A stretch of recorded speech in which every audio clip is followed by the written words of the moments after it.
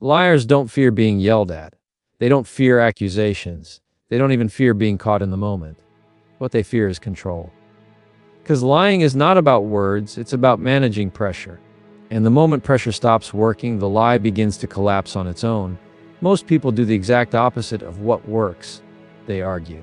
They confront. They push harder when something feels off. That reaction gives liars exactly what they want: emotional noise. Noise creates cover. Noise creates confusion. Noise buys time. The trick liars hate most is not aggression. It's restraint. Silence, when used intentionally, is devastating to a lie. When you stop reacting, the liar loses feedback. They don't know if you believe them. They don't know if they've convinced you. That uncertainty forces them to fill the space, and when people fill space under pressure, they reveal themselves. Liars rely on momentum.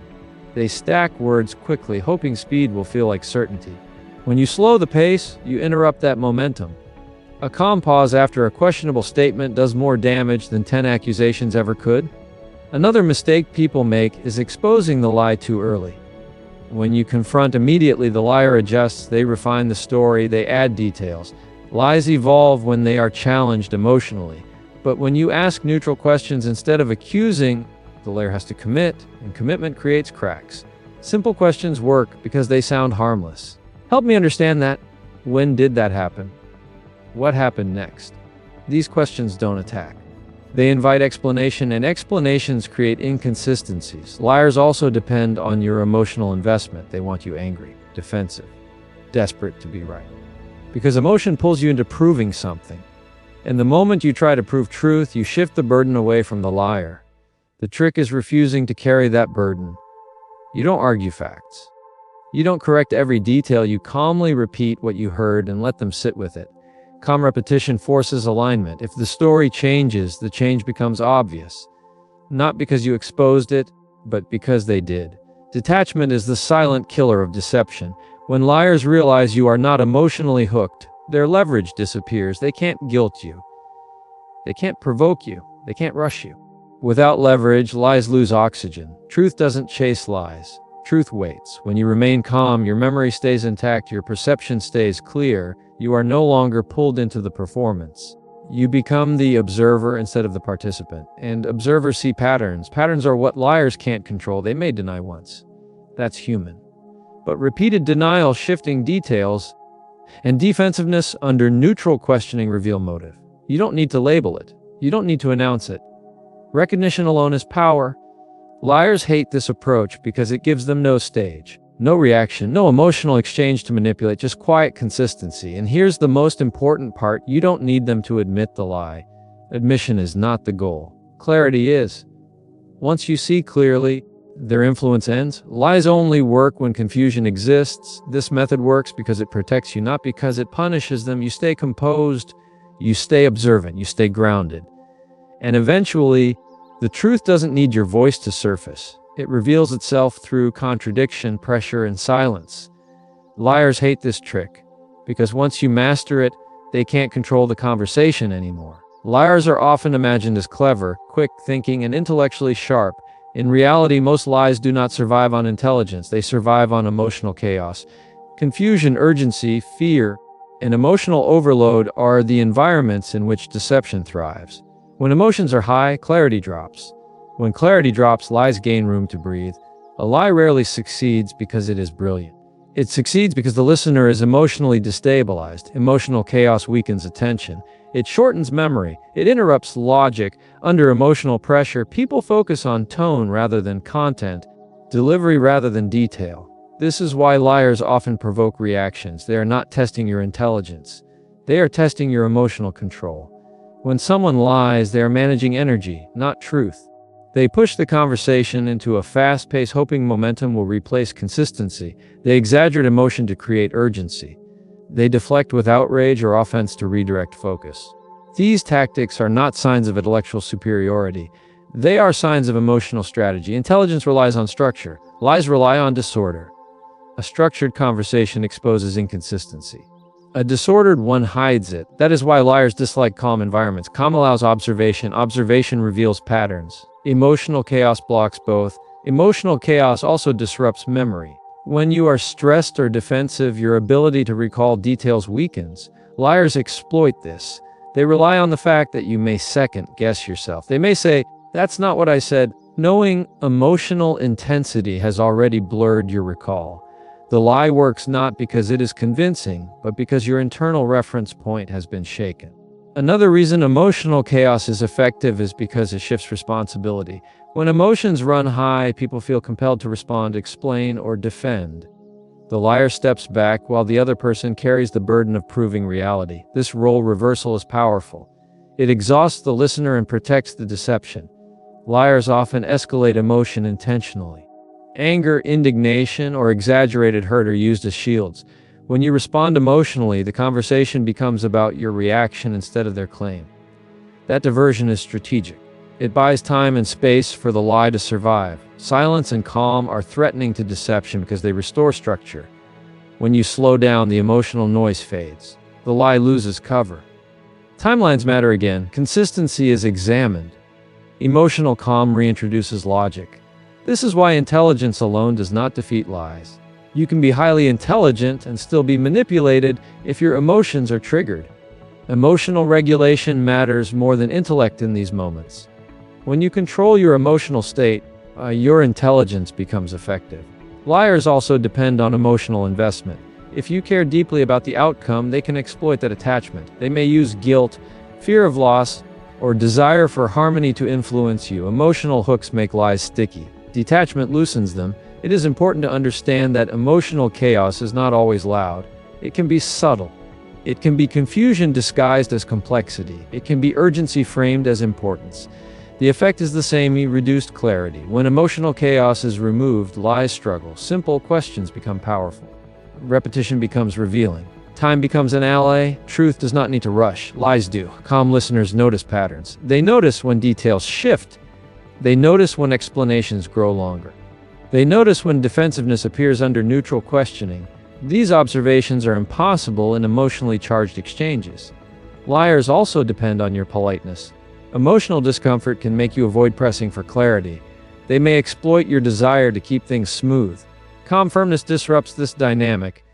When you refuse to match emotional intensity, you force the liar into a different position. They must either maintain the lie without emotional cover or abandon it. Both options increase exposure. Understanding this changes how you respond. You stop arguing. You stop reacting. You stop probing. You observe, ask. You pause. The emotional field stabilizes. This approach is not about winning. It is about protecting clarity. You do not need to outthink a liar. You need to out-regulate them emotionally. Emotional chaos is a smokescreen. Intelligence is a spotlight. But the spotlight only works when the air is clear. When you stay calm, you remove the smokescreen. The lie is no longer protected by noise. It stands alone, and alone it rarely holds up. In the end, liars depend on emotional chaos because chaos hides cracks. When you restore calm, structure returns. Structure exposes inconsistency, and inconsistency is where lies quietly collapse. Silence is often misunderstood as weakness, avoidance, or agreement. In reality, silence is one of the most powerful tools in any interaction, especially when truth is unstable. Confrontation feels active and strong, but it frequently gives inconsistency a place to hide. Silence, on the other hand, removes that cover. When words stop, patterns become visible. When reactions pause, contradictions surface on their own. Confrontation energizes deception. It gives the other person something to push against. When you challenge someone directly, especially with emotion, they are no longer focused on maintaining accuracy.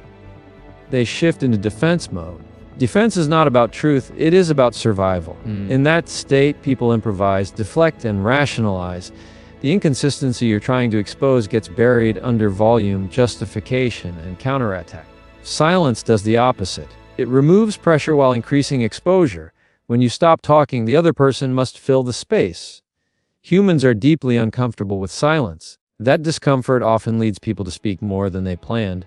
Extra words create opportunities for errors. Details slip. Timelines change. Explanations grow unnecessarily complex. Inconsistency doesn't need to be forced. It reveals itself naturally. Silence also disrupts rehearsed narratives. Many people prepare for confrontation. They anticipate accusations and memorize responses. What they rarely prepare for is calm, wordless presence. When there is no accusation to answer, the script loses relevance. The person must think in real time, and real-time thinking is where cracks appear. Another reason silence is so effective is that it prevents emotional hijacking. Confrontation often escalates emotion. Raised voices, sharp tones, and rapid exchanges blur perception.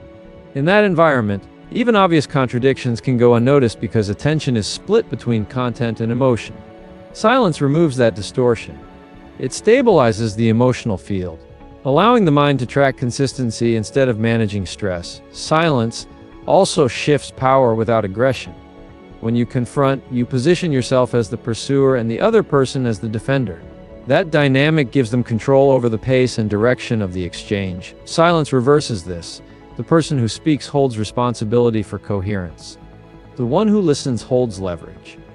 Listening in silence is not passive, it is active observation. You notice what is said, what is avoided, and what changes. You notice when confidence drops or when explanations start circling instead of progressing. These observations are far more reliable than emotional impressions formed during confrontation. Silence also protects your credibility. When you confront prematurely, you risk exposing incomplete information or emotional bias. Silence allows you to gather data before responding. When you eventually speak, your words are grounded, precise, and difficult to dismiss. Inconsistent stories struggle in quiet environments. Without interruption, people often contradict themselves within minutes. They may rephrase earlier statements in ways that don't align. They may overcorrect. They may add unnecessary details to sound convincing. Each addition increases the chance of inconsistency. Silence also prevents the deflection trap. In confrontation, the focus often shifts away from the original issue. The conversation becomes about tone, intent, or past grievances. Silence keeps the spotlight steady. Without your participation, diversion attempts fail. The conversation either stays on track or collapses under its own weight. Another overlooked advantage of silence is time. Lies require speed. Truth can wait. When things slow down, memory has time to engage. Logic reconnects. The emotional fog clears. What once felt confusing begins to look disorganized. Silence is especially powerful because it cannot be argued with. Words can be challenged, reframed, or attacked. Silence simply exists. It forces the other person to reveal more than they intended or sit with unresolved tension. Either outcome favors clarity. Many people fear silence because they equate it with losing control. In reality, silence is control. It controls pacing. It controls emotional temperature, controls information flow. It allows you to choose when and how to respond instead of reacting impulsively. Silence also exposes intent. Someone committed to truth will welcome space to think and clarify. Someone protecting a lie will feel pressure to maintain momentum. That difference becomes obvious quickly. This does not mean silence should be endless or avoidant. It is a strategic pause, not withdrawal. It is the space where observation happens before engagement. When you do speak after silence, your words carry more weight because they are informed rather than reactive. Confrontation seeks to overpower inconsistency. Silence allows inconsistency to collapse under its own contradictions. One approach creates resistance, the other creates exposure. When you understand this, you stop feeling the need to catch lies in the moment. You let them surface naturally. You listen more than you speak. You respond less but observe more. And in that quiet space, inconsistency becomes impossible to hide. Accusations feel powerful because they sound decisive. They create the illusion of control, as if naming a problem loudly enough will force the truth to appear. But accusations rarely uncover reality. They provoke defense, not disclosure. Questions, on the other hand, create space.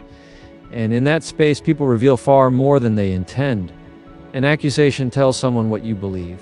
A question asks them to show you what they believe. That difference matters. When you accuse, you lock the conversation into opposition. The other person's goal immediately becomes self-protection. Their mind shifts away from accuracy and toward escape. They deny, deflect, justify, or counterattack. The truth, if it exists at all in that moment, gets buried under strategy. Questions disarm that reflex. They don't corner, they invite. When asked calmly, a question does not feel like a threat. It feels like an opening, and when people feel safe enough to speak, they speak more freely. More words mean more data. More data means more clarity. Questions also control the pace of the interaction. Accusations escalate quickly. They compress time, emotion, and language into a narrow tunnel where only survival responses fit.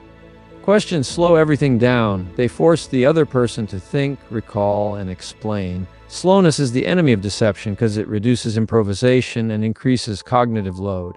The more someone has to think, the harder it is to maintain a false narrative. Another advantage of questions is that they shift responsibility.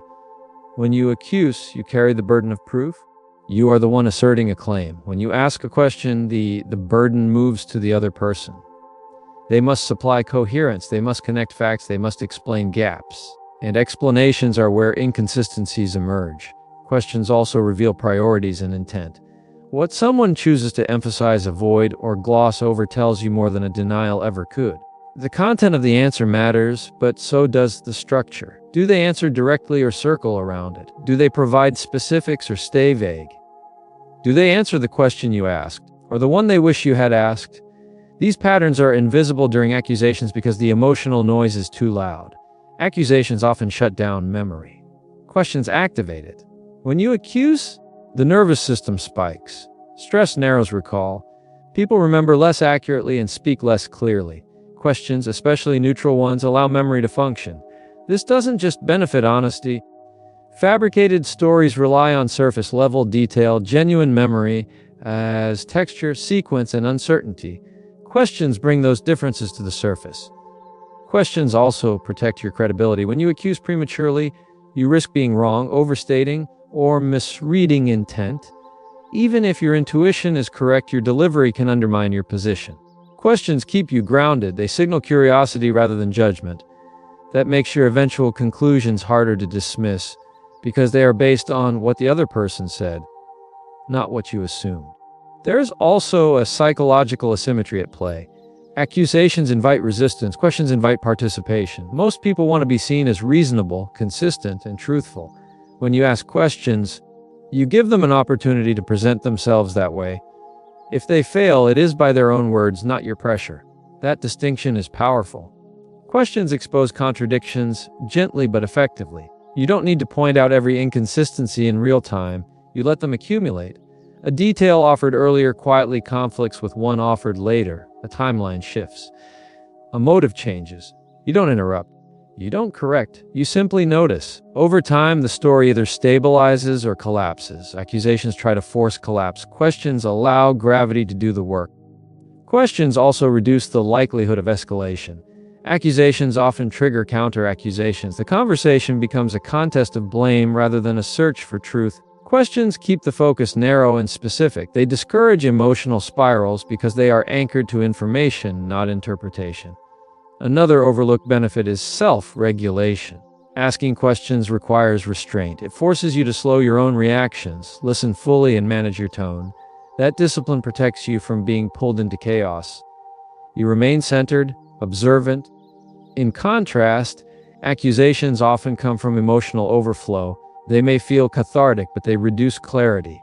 Questions can also reveal when there is no truth to uncover. Sometimes inconsistency isn't deception, it's confusion, poor communication, or differing perspectives.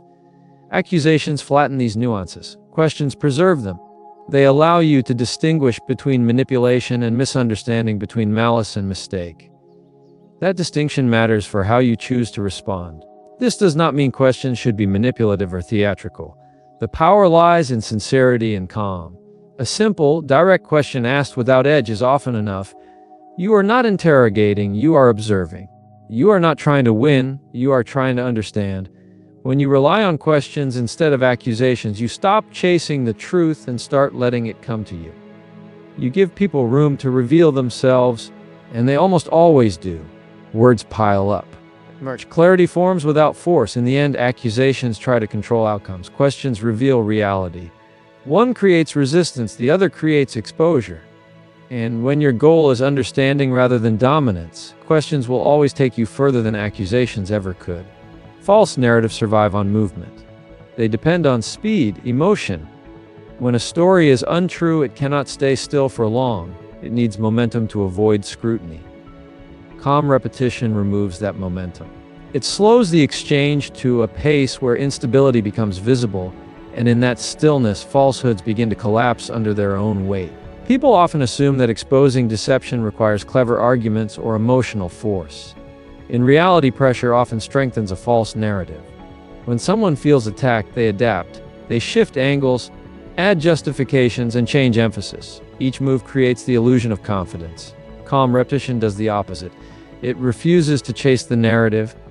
It stays anchored to the same simple point, again and again, without aggression or variation. Repetition works because truth is consistent. A truthful statement can be repeated without distortion. A false one can. When you calmly return to the same question or the same observation, you force the other person to maintain coherence across time. This is difficult when the story is fabricated. Small differences emerge. Word choices change. Details drift. What was once firm becomes vague. What was once certain becomes conditional. Calmness is essential. Without it, repetition turns into nagging or provocation. With calmness, repetition becomes grounding. It signals that you are not emotionally invested in winning the exchange. You are invested in clarity. This disarms defensive reflexes. The other person realizes that escalation will not shift your position. The only way forward is consistency, and consistency is exactly what false narratives lack. Calm repetition also disrupts manipulation tactics. Many deceptive strategies rely on overwhelm. Rapid talking, emotional appeals, and shifting topics are used to exhaust attention. Repetition counters this by narrowing focus. You bring the conversation back to the same point each time it drifts. Not with irritation, but with steadiness. This creates cognitive fatigue for the person trying to manipulate, because they are forced to either stay on topic or expose their avoidance. Another reason calm repetition is effective is that it reduces ambiguity. False narratives thrive in vague language. Repeating a clear, specific statement removes that ambiguity. Each repetition sharpens the contrast between what is being asked and what is being avoided. Over time, the gap becomes impossible to ignore, both for the speaker and for anyone observing the interaction. Repetition also protects your emotional state. When you repeat calmly, you are not reacting to provocations. You are choosing your response. This preserves mental clarity and prevents the conversation from spiraling. Emotional regulation is not just self-care, it is strategy. A regulated presence keeps you oriented while the other person struggles to maintain theirs. There is also a psychological effect at play. Humans tend to assume that persistence signals confidence. When someone calmly repeats the same point without raising their voice or changing their tone, it conveys certainty.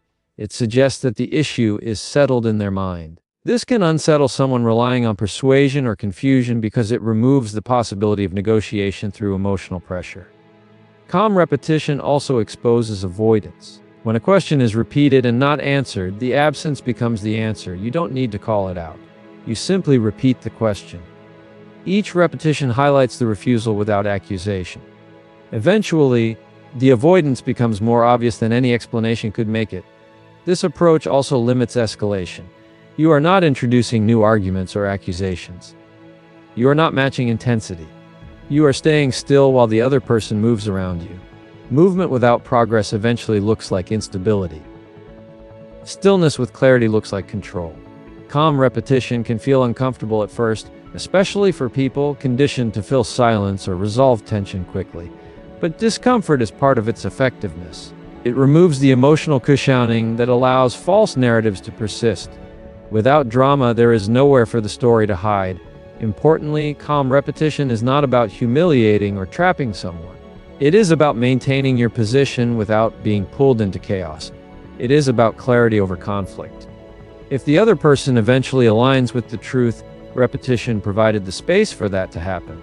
If they don't, repetition reveals that alignment was never the goal. Over time, calm repetition builds a reputation. People learn that emotional tactics won't move you. That inconsistency won't distract you. That pressure won't accelerate you. This reduces future attempts at manipulation because the strategy no longer works. False narratives depend on engagement. They need reaction, novelty, and emotional exchange. Calm repetition offers none of that. It offers consistency, patience, and focus. And when those elements are present, deception becomes difficult to sustain. In the end, you don't need to dismantle a false narrative piece by piece. You don't need to expose every flaw or contradiction. You simply stay anchored to what matters and repeat it calmly. Truth holds under repetition. Falsehood fractures. And when the dust settles, clarity remains not because you fought for it, but because you refuse to abandon it. Leverage exists where attachment lies.